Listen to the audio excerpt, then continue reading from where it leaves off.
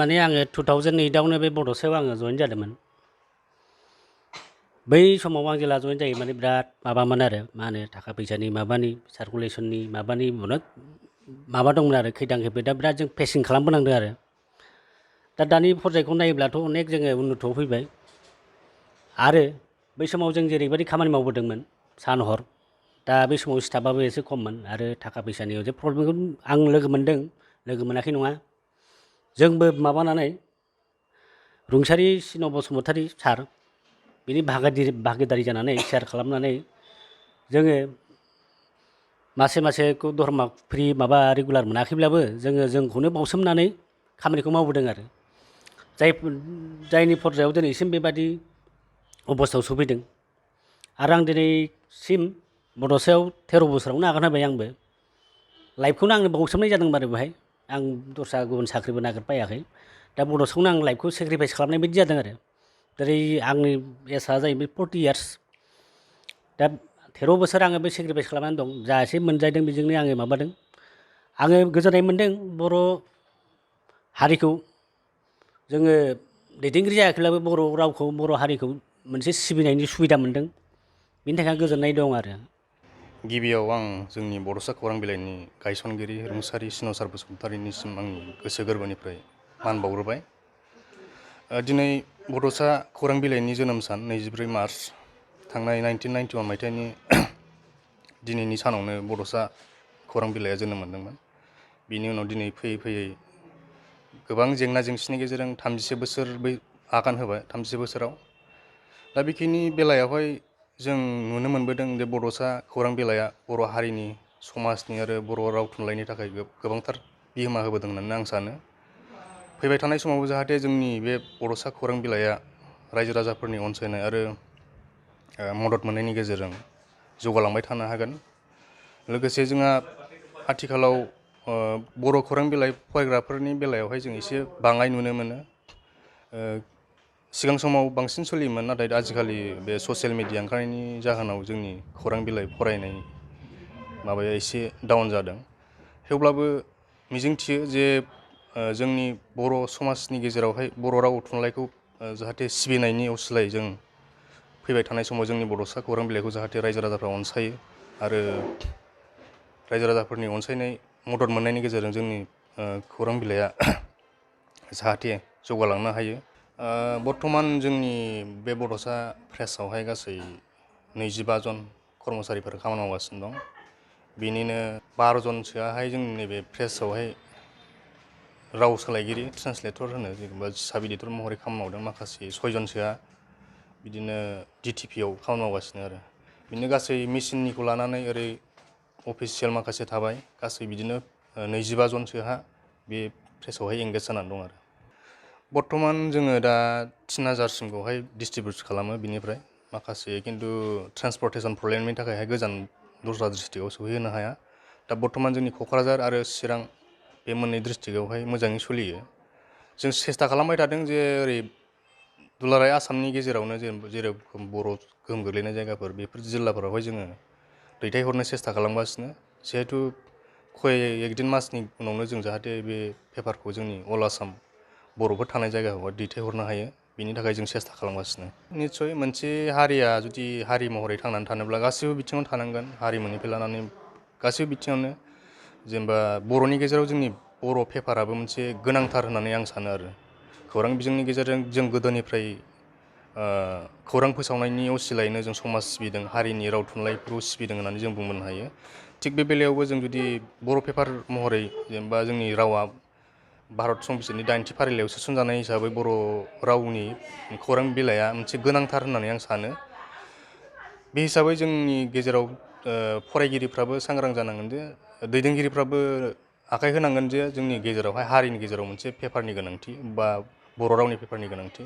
बे बेलायाव जुदि जोंनि दैदेनगिरिफ्राबो जाहाथे जोंनि पेपारखौ जौगाहोनाय बेलायावहाय एसेसो बा सहाय होयोब्ला निस्सय जों गोजौ फारसे दावगालांनो हागोन आरो गुबुन हारिनि जेरखम पेपार दं बिसोरो जों कम्पिट खालामनो हागोन होननानै जों सानो। आं सासे मावफुं सुजुगिरि हिसाबै गिबियाव आंखौनो आं बुंना लाबाय जे जोंनि प्रेसनि बा पेपारनि खामानिया गोबां हेभि जायो गोब्राब जायो।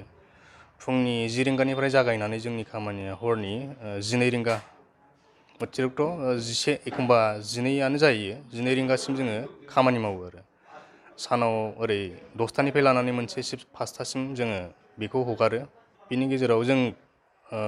बाङाय दान बान्थानि गेजेरजोंब्लाबो जों गोब्राब खस्थ' खालामो हरनि समाव जों 12थासिमावहाय रेडि जायो जों बिनि उनावहाय पेस्टिंनि थाखाय हरो प्रिन्ट खालामनो राव सोलायगिरिफोरनि गेजेराव असमिया हिन्दी इंराजिनिफ्राय राव सोलायनो गोनां जायो जेनेबा हमनानै ला जोंनि बाहेरानि कयेकटा ओरै उदालगुरि बाक्सा जोंनि जायफोरनाखि रिपर्टारबो दङ खौरांगिरिफोर बिथांमोना असमिया हिन्दी इंराजि रावआवहाय जोंनो खौरांखौ दैथायहरो बेखौ आरो जों फिन राव सोलायनानै बर' रावआवहाय टाइप खालामफिननांगौ जायो आरो ओमफ्राय खौरां फोसावनांगौ जायो মই বাহিৰত 40 বছৰ মানে কটোৱাৰ পাছত মই ডাঙৰ এটা সুযোগ পালোঁ আমাৰ যে প্ৰাক্তন যিজন মানে পাব্লিশ্বাৰ আছিলে স্বৰ্গীয় চিনু বসুমতাৰী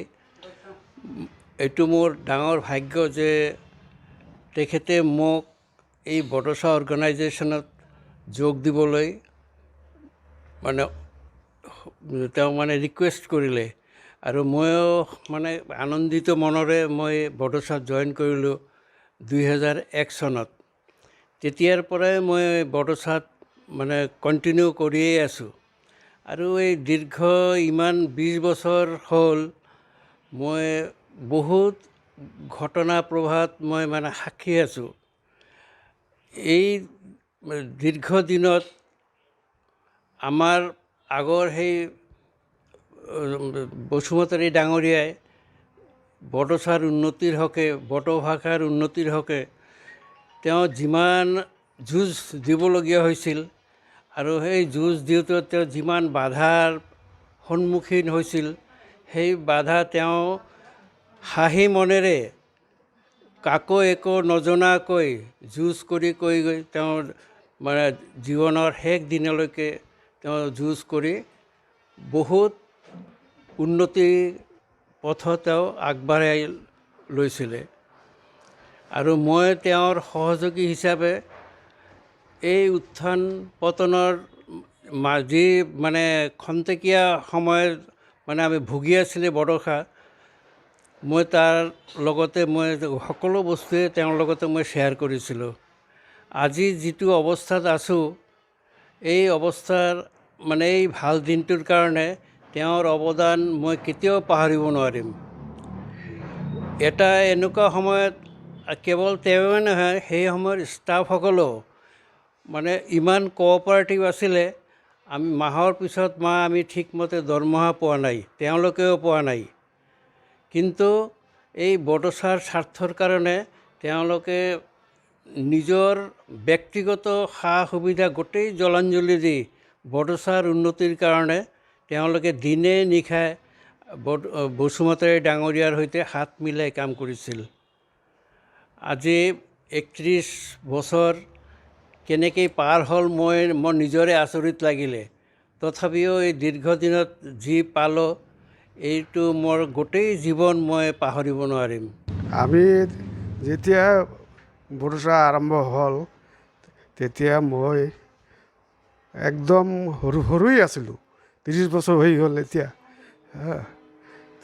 তেতিয়া বড়োচা মানুহ কম আছিল মালিকটা আমাৰ চিনু বসুমতাৰী ডাঙৰীয়াই বহুত ভাল আছিল আমাৰ লগত লৈ বহুতো কাম কৰিছিল এতিয়া এইকাৰণে মই বহুত সুখী হৈছোঁ ধন্যবাद गिबियावनो आं बेखौनो बुंग्रोनो सानोदि जोंनि बर' रावनि गिबिसिन खौरां बिलाइ जाय माने सानफ्रोमबो ओंखारो सानसेयारि खौरां बिलाइ बड'सा बेखौ जे दिहुनदोंमोन रुंसारि सिनु बसुमतारी सारा गिबियावनो आं सारनिसिम साबायखर बावग्रोनो सानो मानोना सारा बै समाव गोबां जेंनाफोरनि गेजेरावबो दि बड'सा खौरां बिलाइखौ दिहुनबोबाय थादों आरो सारा रुंसारि जालांनायनि उनावबो बियो दासिमबो ओंखारबाय थानो हादों आं बड'सा सानसेयारि खौरां बिलाइयाव हाबा मावनानै जोबोर गोजोननाय मोन्दों आरो आसा खालामो दि बयबो रायजो राजाफोरा बेखौ बड'सा खौरां बिलाइखौ अनसायलांबाय थागोन अननाय होलांबाय थागोन आं बेखौनो लुबैयो